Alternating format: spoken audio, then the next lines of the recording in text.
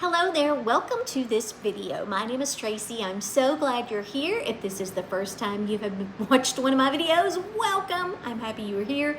If you are a returning watcher, welcome back.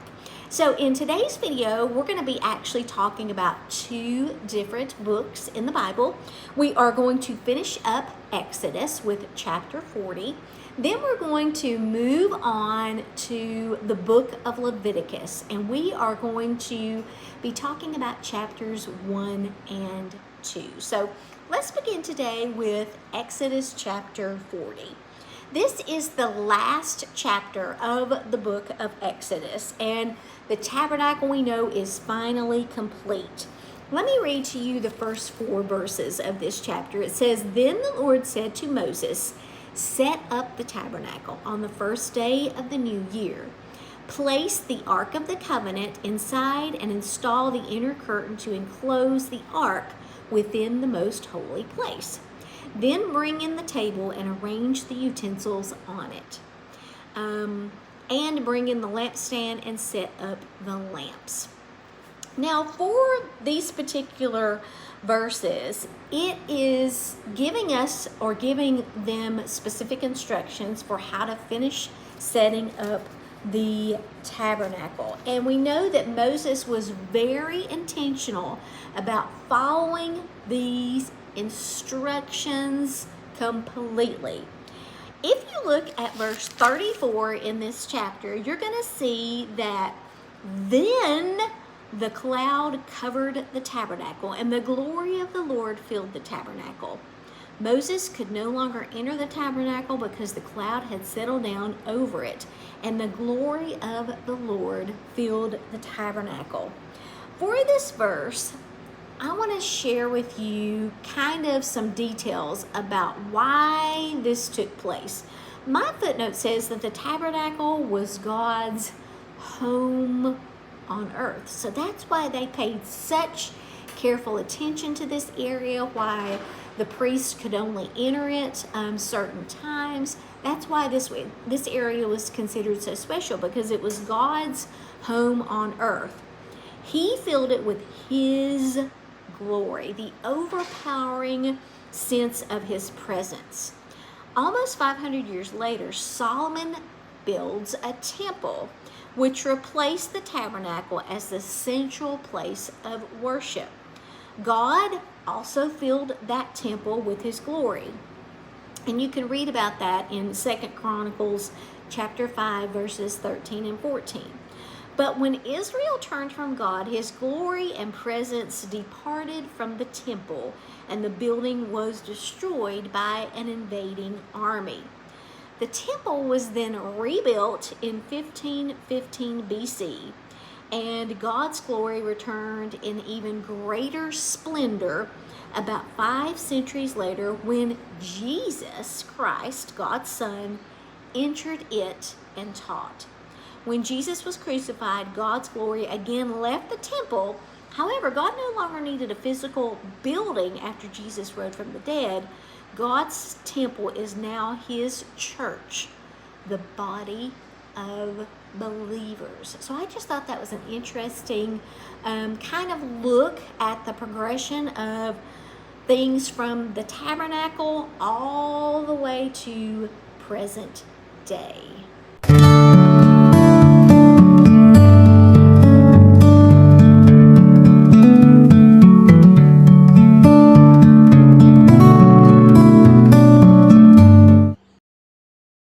Leviticus chapter 1. If you're like me, you probably recognize that Leviticus, the book, consists of lots of rules and regulations.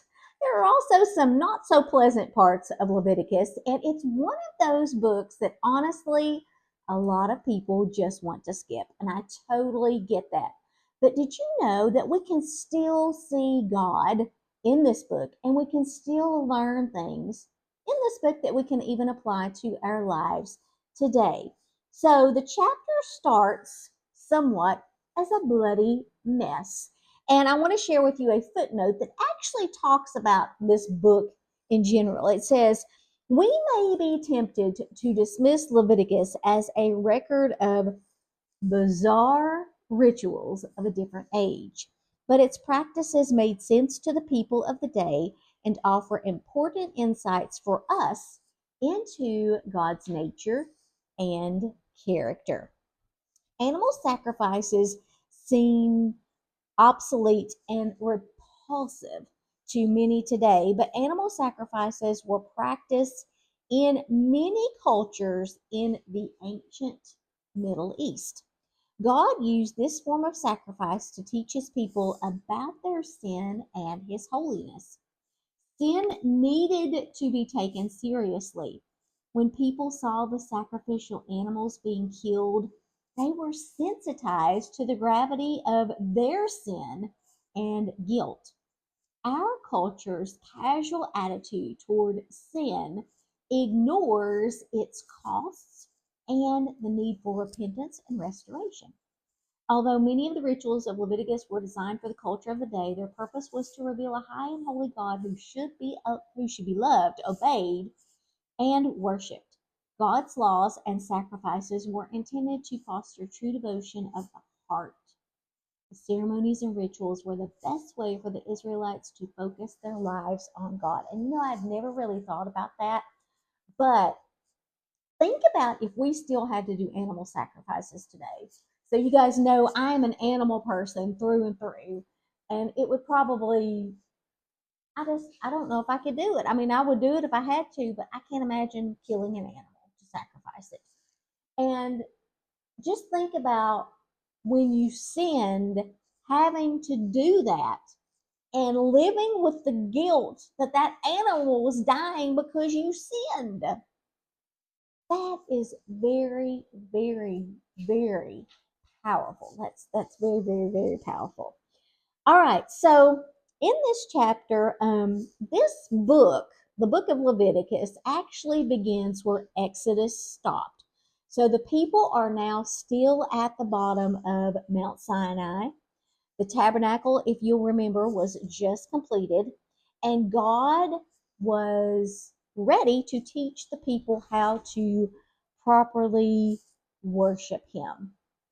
I want to point out the last sentence of this chapter. It says, "It is a special gift, a pleasing aroma to the Lord." And I've often kind of wondered about when it talks about, the sacrifice being a pleasing aroma to the Lord and what that really meant. And my footnote says, describing a sacrifice as a pleasing aroma to the Lord is a way of saying that God accepted the sacrifice because the people's attitude was pleasing to him. So it was really all about the people's attitude.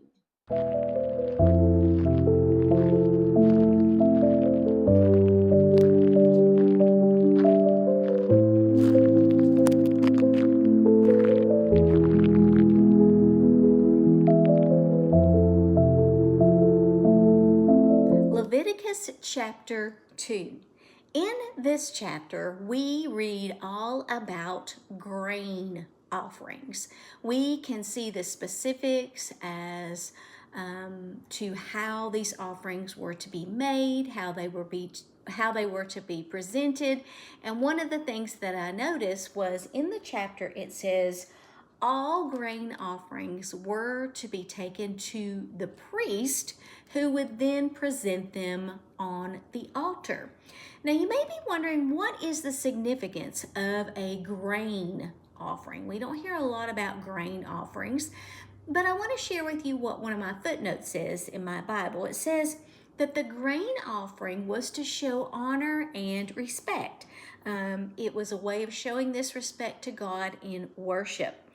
It would acknowledge that all that we have belongs to God, and we know that when Jesus died on the cross, he became the offering that covered everyone's sins. And the kind of tie back or correlation between grain offerings and Christ's death is this: Christ was the perfect man who gave all of himself to God and to others. All right, I appreciate you guys so much for joining me for this video. I hope that you learned some new things. I want to ask you if you would please think about subscribing to my channel. It really helps it out. Also, if you can like and share, that would be amazing as well. Thank you guys so much for watching today's video. Have a great rest of your day. I will see you next time.